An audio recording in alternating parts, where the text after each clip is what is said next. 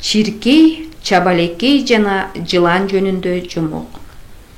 Илгери жер жүзүн топон суу каптаганда Нух пайгамбар жан жаныбарлардын тукуму үзүлбөсүн деп ар уруу жаныбарлардан бир эркек, бир ургачы кылып кемеге салып жиберген экен.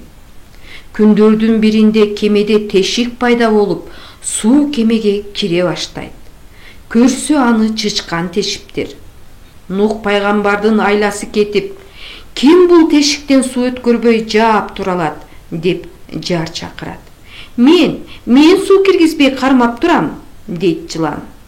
Ошол убадасына бек болуп, топон суу бүткөнчө наар албай, бир тамчы сууну кемеге киргизбей тосуп турат.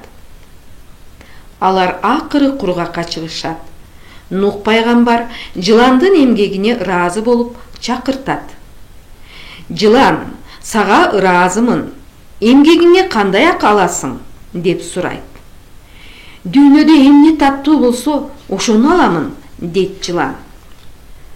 Эмесе ар бир жаныбардын жемиштин даамын татып, кимдики таттуу экендигин билип кел, деп Нух пайгамбар чиркейди жумшайт.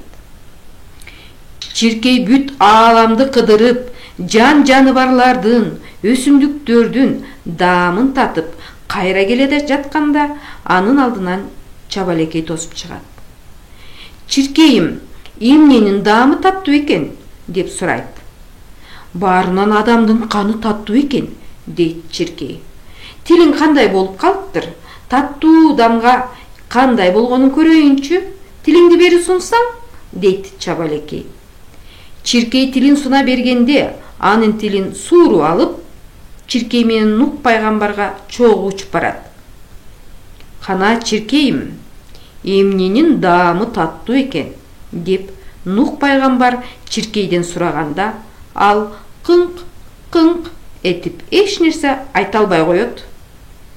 Баканын деп атат, баканын каны таттуу экен деп жатат, деп чабалекей жооп берет. Чабалекейдин сөзүнө ачуусу келген жылан куйругу менен бир чапканда чабалекей учуп кетип, куйругу экиге бөлүнүп калат. Ошондон улам эки ача болуп калыптыр. Нух пайгамбар чабалекейдин сөзүнө ишенип, баканы жыланга буйруп коюптур. Ошондон улам жылан бака соруп калат экен. Эгерде чабалекей болбогондо, жылан адамдын канын соруп калмак экен. Жылан менен чабалекейдин өч болуп, адам менен чабалекейдин дос болуп калышы ошондон улам болуптур, дешет.